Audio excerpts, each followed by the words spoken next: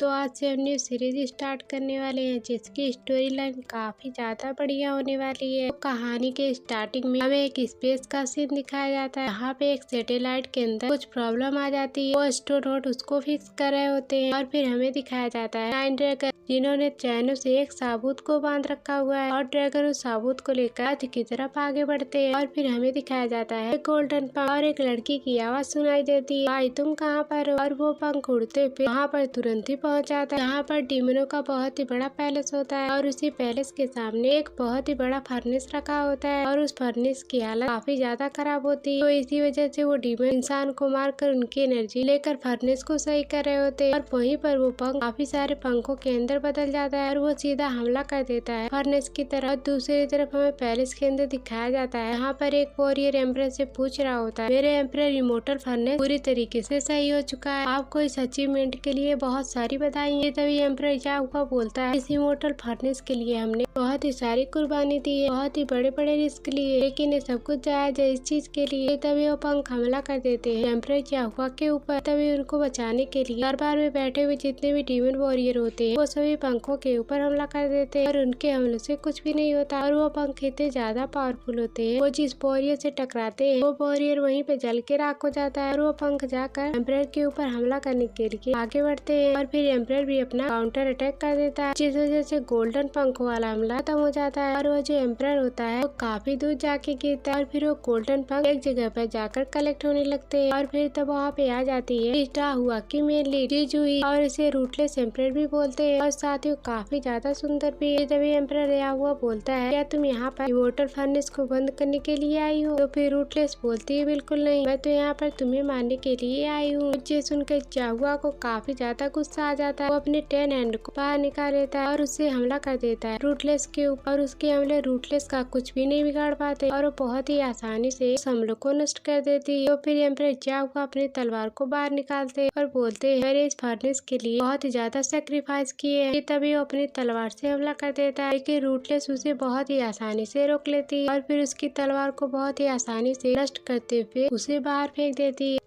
फिर एम्परर को काफी ज्यादा गुस्सा आ जाता है और फिर वो अपने सबसे ज्यादा powerful attack dragon Mirai gathering activate कर देता है, जिस वजह से वहाँ पर ड्रैगन की मूर्ति आ जाती है और वहाँ पे काफी सारे ड्रैगन आ जाते हैं और वो रूटलेस के ऊपर हमला कर देते हैं। तो रूटलेस उनसे बचकर इधर उधर भागने लगती है और वो ड्रैगन तो उसके पीछे पड़ चुके थे और वो रूटलेस का पीछा ही नहीं छोड़ रहे होते हैं। तो इसलिए इनसे बचने के लिए वो आसमान में जाने लगती है, जिस वजह से जो ड्रैगन होते हैं वो सभी पीछे रह जाते हैं और वो रूटलेस काफी ज्यादा आगे निकल जाती है और फिर आसमान में खड़ी होकर वहाँ से बोलती है, इसने अपनी मौत को खुद बुला दिया। और फिर वो हमला कर देती है और वो हमला काफी ज्यादा पावरफुल होता है, जिस वजह से वो ड्रैगन वहीं पर नष्ट हो जाते हैं। और फिर फार्मूला जाकर एम्परर को लग जाता है और फिर रूटलेस बोलती है, तुमने मेरे भाई को मार डाला तो इस वजह से अब तुम्हें भी मरना होगा। और फिर वो अपने हमले की पावर को और भी ज्यादा बढ़ा देती है, जिस वजह से वो एम्परर वहीं पे खत्म हो जाता है और वो पूरा पैलेस तबाह हो जाता है। और फिर हमें रूटलेस का फ्लैशबैक दिखाया जाता है, यहाँ पर उसका बड़ा भाई उसे एक मास्क देता है, जिसे लेकर वो रूटलेस काफी ज्यादा खुश हो जाती है और अपने भाई को थैंक यू बोलती है। तभी वहाँ पर एम्परर के वॉरियर आ जाते हैं और रूटलेस के भाई को अपने साथ ले जाते हैं और ये देखकर रूटलेस काफी ज्यादा रो रही होती है और वो बोलती है, भाई तुम मत जाओ मुझे छोड़कर। और एम्परर के वॉरियर उसे वहाँ से ले जाते हैं और उसकी एनर्जी निकाल कर उस फर्नेस के अंदर डाल देते हैं ताकि फर्नेस सही हो सके। जहाँ पर उसका भाई जोर जोर से चिल्ला रहा होता है, मेरी एक छोटी बहन जो कि घर पर मेरा इंतजार कर रही है, प्लीज मुझे जाने दो। और फिर हम फ्लैशबैक से बाहर आते हैं, यहाँ पे रूटलेस काफी ज्यादा उदास होती है। तभी वो अपनी एनर्जी से कुछ फायर बॉल्स बनाती है और फिर वो पूरे पैलेस को तबाह कर देती है। और फिर हमें वही ड्रैगन दिखाया जाता है, इसको रूटलेस बोल रही होती है, इस बात को हजारों साल बीत गए और सैकड़ों का पुनर्जन्म हो चुका है, पर आप मुझे अभी तक नहीं मिले हो। मैं हमेशा आपका इंतजार करूंगी इस दुनिया के अंदर, चाहे उसके लिए मुझे कितना भी ज्यादा इंतजार करना पड़े। और फिर सीन शिफ्ट होता है और हमें दिखाया जाता है इस सीरीज का मेन हीरो जो कि एक मॉडर्न सोसाइटी के अंदर रहता था और उसका जो रूम था वो काफी ज्यादा बड़ा था और उसके अंदर काफी सारे बुक और उसकी फैमिली फोटो सब कुछ रखा हुआ था। और इस सभी से पता चलता है कि वो काफी ज्यादा पैसों वाला बंदा है और वो काफी पुरानी किताब पढ़ रहा था जो कि पुरानी एंशियंट टाइम की होती है और इसको लेकर वो सोच विचार इंतजार करने में लगा हुआ था। तभी उसका अलार्म बजता है और उसकी वॉइस असिस्टेंट उसे बताती है आज 12:40 पे आपकी सभी फ्रेंडों की रियूनियन है। और फिर वो अपनी गाड़ी लेकर वहाँ से निकल जाता है। जहाँ पे वो न्यूज सुन रहा होता है तो उसे बताते हैं आज दिन है 3 मई और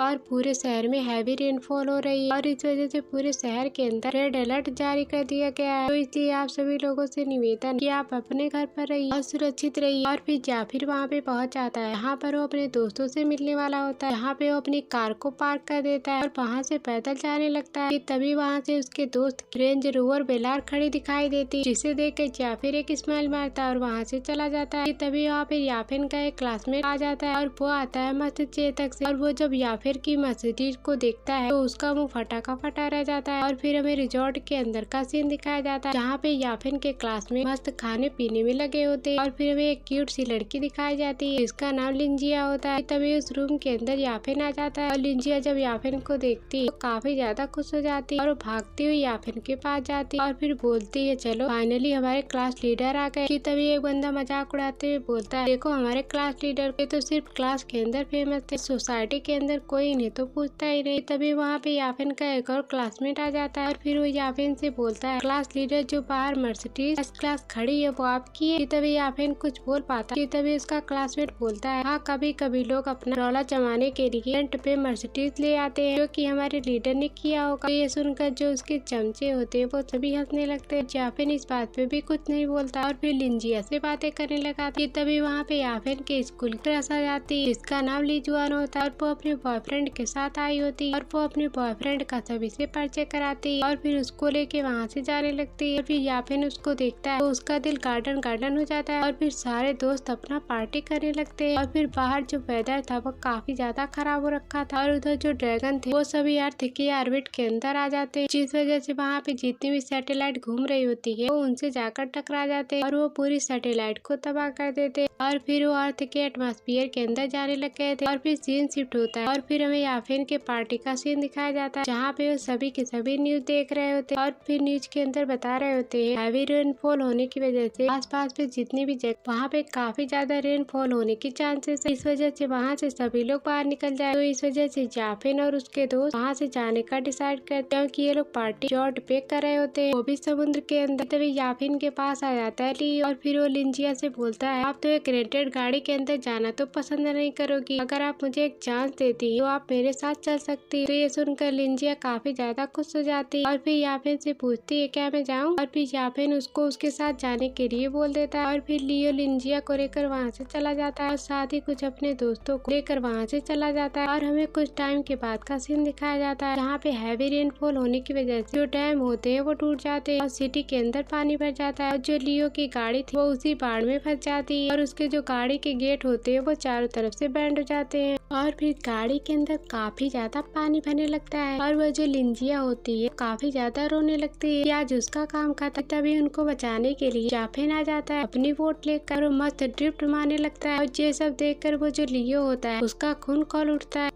और बाकी के लोग जो गाड़ी के अंदर फंसे हुए वो चिल्लाने लगते हैं लीडर बचा लो। याफिन भी उन लोगों को बचाने लगता है। वो सबसे पहले गाड़ी की विंड सीट तोड़ देता है और उसमें से सभी को निकाल अपने बोट में बिठा लेता है और तभी वहाँ पे टॉर्नेडो आ जाता है और फिर उससे बचने के लिए वहाँ से भागने लगता है और काफी देर तक वो उनसे भागता रहता है। तभी वो एक केव के अंदर फंस जाता है जिस वजह से वो लोग काफी ज्यादा डर जाते हैं। तभी याफिन अपने बोट की पावर को और भी ज्यादा बढ़ा देता है जिस वजह से वो उससे बाहर तो निकल जाता है। याफिन की बोट जाकर सीधा पहाड़ के अंदर फंस जाती है और उनके ऊपर पत्थर गिरने लगता है और फिर हमें कुछ टाइम के बाद का सीन दिखाया जाता है जहाँ पे माहौल एकदम शांत हो चुका होता है और वो सभी जिंदा बच चुके हैं और फिर वो सभी एक एक करके ओट से बाहर निकलने लगते। लेकिन उन सभी को समझ में नहीं आता है कि वो लोग कहाँ पहुँच चुके हैं और वो सभी डिसाइड करते हैं कि अब हमें पहाड़ पे चढ़ना है और वो सभी पहाड़ पे चढ़ने लगते हैं। यहाँ पे सभी को पहाड़ पे चढ़ने में काफी ज्यादा प्रॉब्लम हो रही थी और यहीं पे जो याफिन होता है वो बहती गंगा में हाथ भी धो लेता है और वो अपनी क्रश को थोड़ा बहुत लाइन मार देता है और वो सभी पहाड़ को कंटिन्यू चढ़ते रहते हैं और काफी टाइम के बाद वो फाइनली पहाड़ के ऊपर पहुंच जाते हैं और उन सभी की जो हालत वो काफी ज्यादा खराब हो चुकी थी। और फिर जब वो उस जगह को देखते हैं तो काफी ज्यादा एक्साइटेड हो जाते हैं कि वो जगह काफी ज्यादा सुंदर थी